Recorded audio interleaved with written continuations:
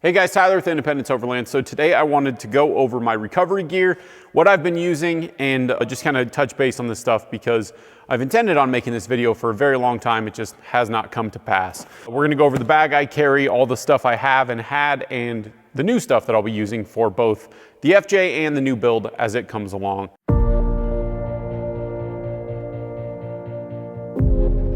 So we'll just dive right into this. I'll do this as quick as I can. Of course, some of you are going to disagree with some of what I carry and what I don't carry. That's fine with me. One thing that I do not carry is a high lift jack. I have had no problems just using a bottle jack that came with the vehicle. I just have not needed a high lift jack. The one time I actually used it was back when I didn't have like hardly any recovery gear. I wasn't running the right tires for the setup, and since then I just haven't had issues. So I don't carry one anymore. It's a lot of weight for something that honestly is dangerous, and I just prefer not to carry one anymore. I may mess around with one of the ARB hydraulic jacks in the future. I do think that that's a better option, though they have their drawbacks. But anyway, high lift jack, I do not carry.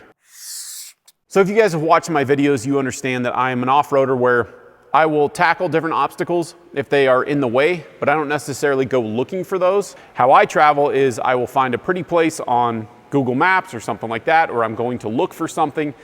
And when I'm doing it, I want to be able to get there, and I'll usually do whatever I have to do to get there. With the Toyota, and most Toyota guys, unless you're in like an 80 series, you're gonna have a smaller tire setup usually. I know there's some of you out there that have massive tires on your Toyota, but most of us do not. I don't have massive tires on the FJ just for a reliability standpoint. If I took all the weight off of this, I would definitely consider a 35 or larger tire.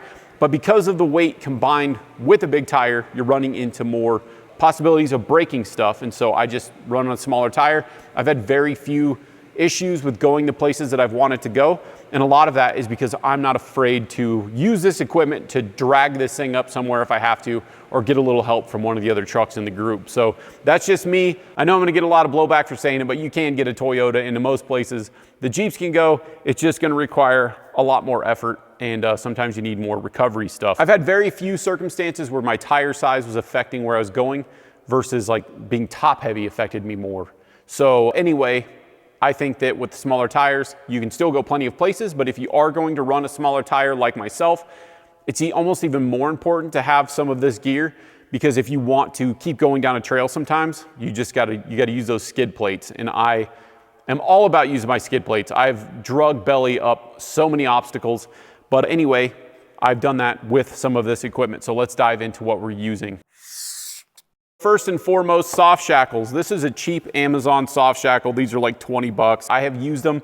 I've not put crazy excessive loads on these things as far as like kinetic recoveries, but I have used these for winching, and you know, I've had good luck with them. I'm not gonna tell you that you should buy the cheapest thing possible. I bought a couple of these before we went to Baja because I wanted the ability to recover the other FJ that I'd built and sold to one of our friends, and it didn't have a front bumper with proper recovery points.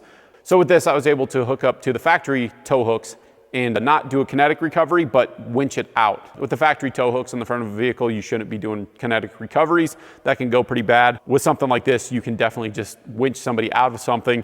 It's not ideal, but in the case of having somebody stuck in sand like what we had, I was very glad that I brought them along. And so soft shackles are definitely a big one. I've used steel shackles in the past, and I'm trying to switch over to full synthetic just because these are so much safer. They are a little bit scary that these could fail too, but if you're recovering and something like this fails, it's gonna be a lot less damaging than something like a steel shackle flying apart, just because steel is scary. It is good to have a couple of these. They don't weigh very much.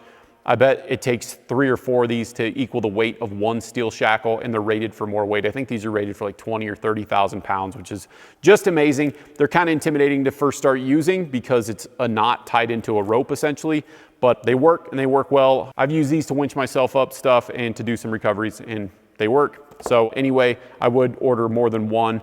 And if it's a life or death situation, maybe you would want to use something that is a little more name brand, a little more trusted and tested versus some of this cheap stuff that is definitely going to be coming out of China. So Sandy Cats Off-Road had reached out, and they wanted me to try some of their recovery stuff. And to be totally honest, I looked at their website and I've seen their stuff before, and it wasn't that expensive. It was kind of a little bit more expensive than the cheap Amazon stuff.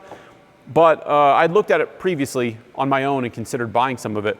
But the reason I didn't is I just thought it was basically another rebranded, repackaged thing and sold. And so I refrained from that. But when they reached out to me and they're like, hey, would you like to try some of our stuff? And I got to chatting with the owner. I went on and saw some of his videos. They will admit that these are made overseas. And this stuff is verified or certified through the Cord Institute, if I'm remembering that correctly. You can go on to Sandy Cat's YouTube channel and they test the living hell out of these things. And I was very impressed with what they were doing. So this soft shackle from Sandy Cat's actually has like a braided sleeve over the top. And the reason for that is this is intended to put through your hitch receiver. So you can put that through there and it won't cut and fray. So if you're doing a kinetic recovery, you don't need any special thing to hook this up. You can just put it through the factory receiver and give it hell. So it's cool to see that this is reinforced. This one obviously has a little bit of a reinforcement sleeve, but just looking at these, you know, you can't really tell much of a difference other than one's longer, so it will fit through that receiver. It's got a braided sleeve versus just a, like, whatever this is, Kevlar canvas sleeve. I want to say these are 40 or 60 bucks or something like that. All right, so this is something that I've wanted for a very long time, and this is a kinetic recovery rope. I've looked at these for years and just kept being like, man, I need to buy one of those and never have.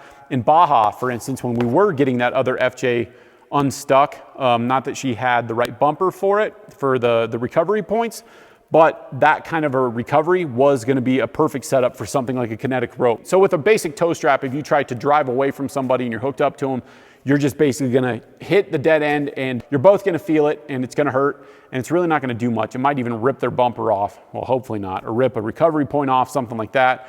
It definitely happens, or you'll just break the strap if you do have quality bumpers and stuff. The way a kinetic rope works is if you have a vehicle stuck in mud or something like that, the other vehicle drives away and it uses kinetic energy to stretch that rope out. It does have a certain amount of stretch to it, and then it'll use kinetic energy to pull that person out of whatever they're stuck in. We've been stuck in sand before, stuck in mud before, and this is just one of those things that it's easy on your bumper, it's easier on your recovery points. It's a much safer route. This isn't a replacement for a toe strap, but it is another tool in the toolbox, and I'm so stoked to have one. These are dipped to where when you put these around a recovery point, they're not going to chew themselves up. They do sell various forms of these kinetic ropes. This one's rated for 28,000 pounds. This is perfect for my setup. I'm very grateful for Sandy Cat's Off-Road for sending me some of their recovery gear. I'm very excited about this thing, and that will definitely be getting some use because I will be going back to Baja before too long, and I'm so looking forward to that. So what I really respect about Sandy Cat's is right on their website, it says that if you have the money, if you have like $300 to spend on one of the top tier kinetic ropes, buy one. But if you don't and you're buying cheap, then theirs has actually been tested in ways that the other ones have not, and theirs are just higher quality. They really went through and studied all this stuff, and I learned a lot from watching their videos on how these things perform. And there's a lot of big brands that they touch on in their videos, and it's surprising how they fail and what they're made out of. He just cuts them open and shows you what's on the inside. It is pretty informative, and they definitely spent a lot of money doing the research because they just bought all this stuff, cut some of them open, and then just hooked up to a tree and just drove away from the tree. It was pretty fascinating to see. So anyway, Sandy Cat's is going to be one of my product sponsors on the channel. Sandy Cat's is a very honest company. They're not bullshitting anybody. And so when I see stuff like that, like, hey, we know there's better out there, but in this price range, this is probably the best you're gonna find. I really respect that. That's really cool. This is from Blue Ridge Overland Gear. This is their recovery bag. It even came with the recovery tag on it, not that I'm gonna forget.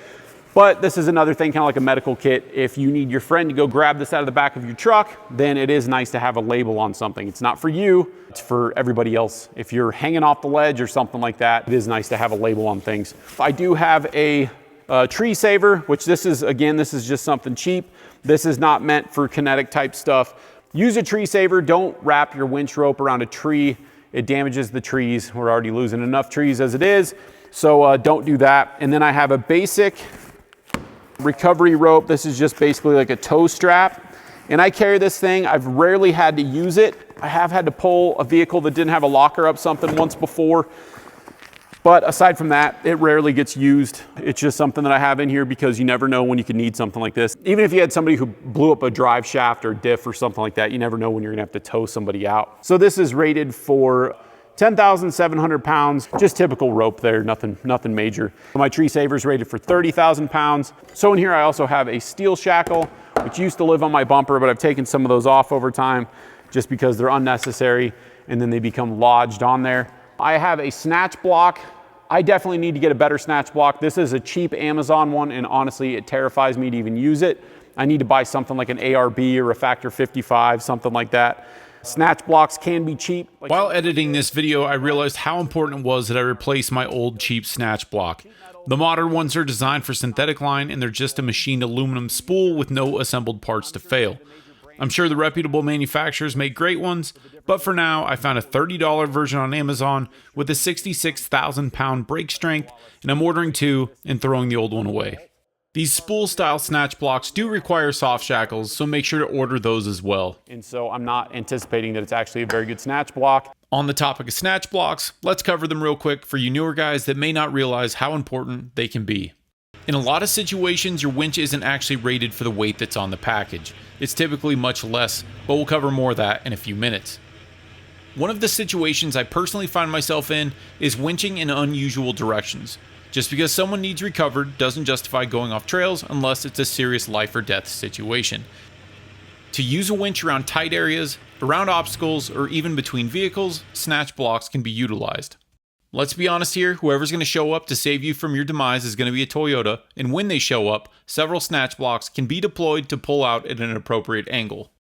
And back to your winch rating. Unless you have nearly all of your winch line out, you won't get the rated pulling capacity.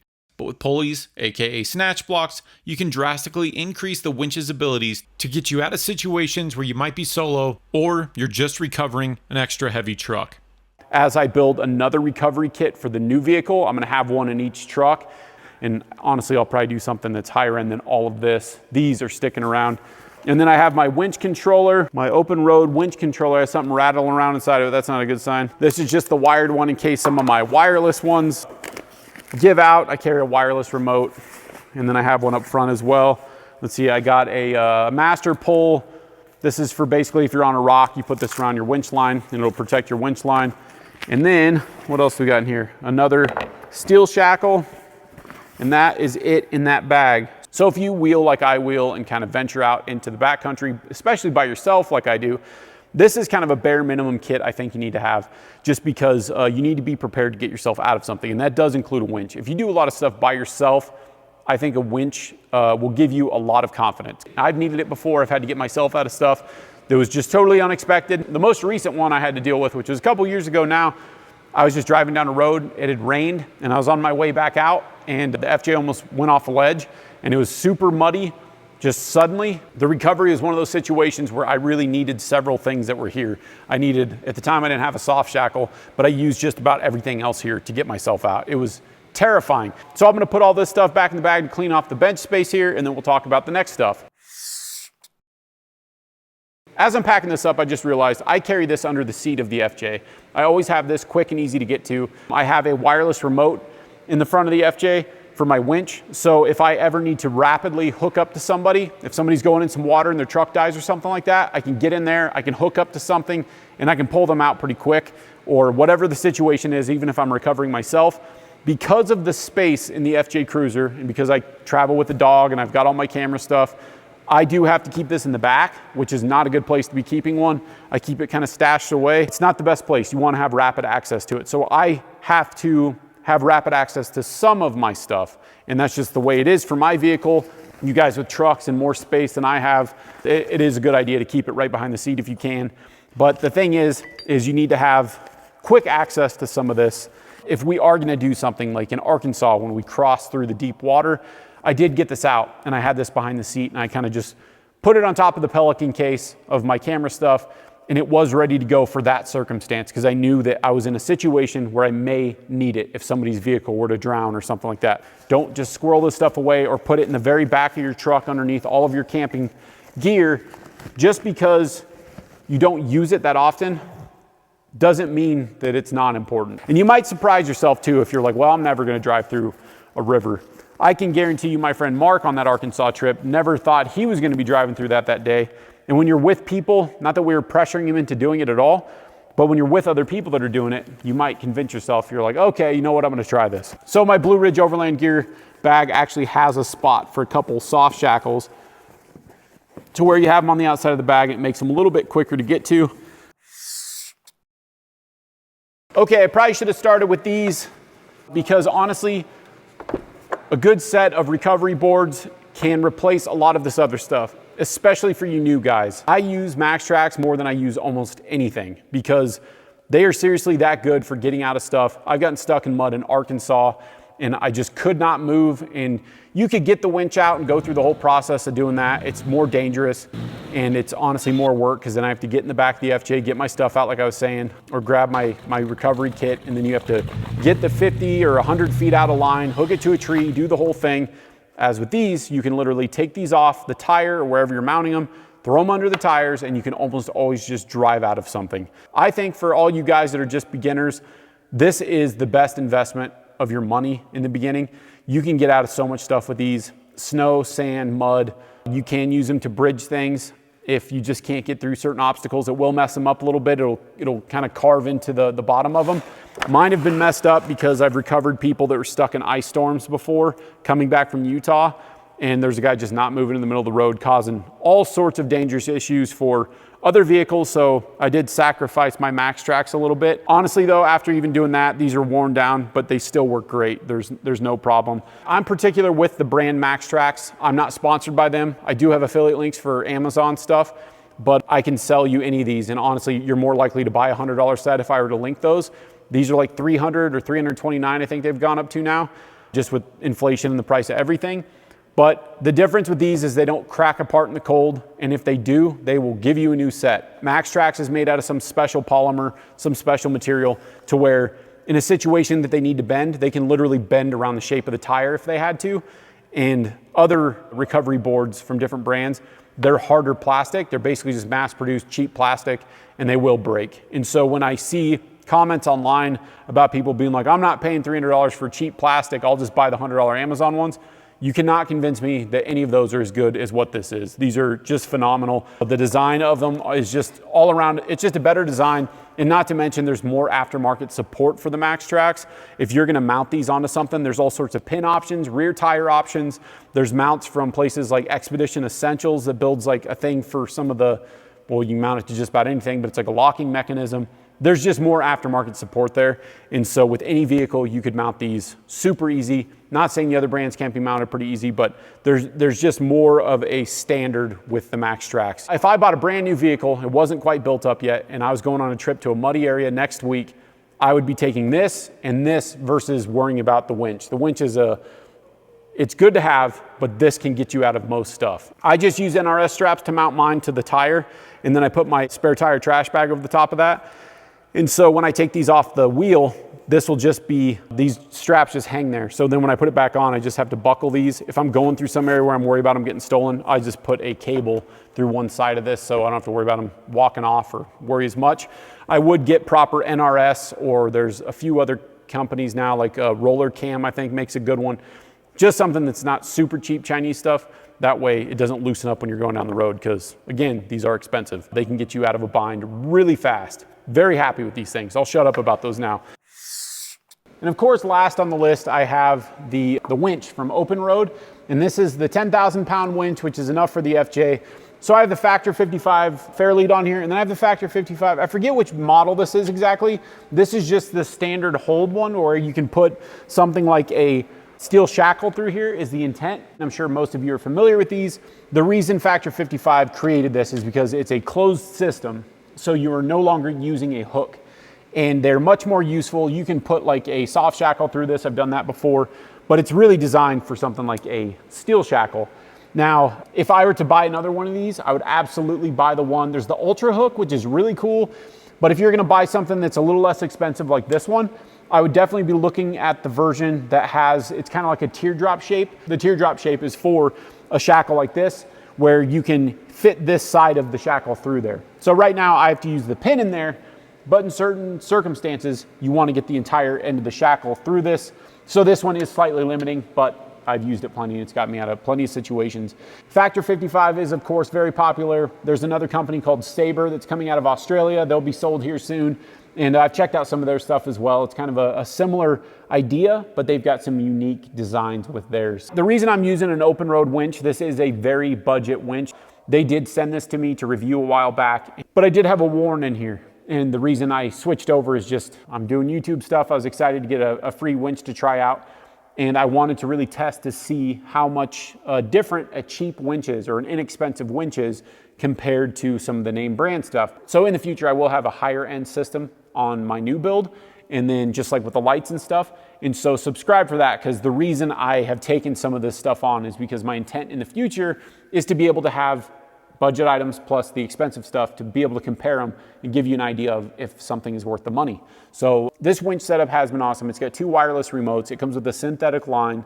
Obviously the Factor 55 stuff is add-ons. I'll put links for all this stuff below. Me and Natalie went up a trail 2 summers ago where 2 Jeeps on, like, they were at least 37-inch tires, were coming back down the trail. So then we had to winch up some stuff. And once we got to the top of that, there were no tire tracks and there was fallen trees. So I'm 100% sure that these Jeeps on massive tires turned around, called it quits on it, and they just didn't want to climb it. Maybe they're beginners. I'm not saying a Jeep with large tires can't outperform this thing. Not saying that. But what I am saying is that with my winch and with my skid plates, I was able to get up something that most people with a 33-inch tire would just be like, we're not going to make it up that. Again, recovery boards are probably my top pick, but for a Toyota, most of us do want to have a winch on our trucks anyway, and it can help you get into places that you normally would not be able to get into.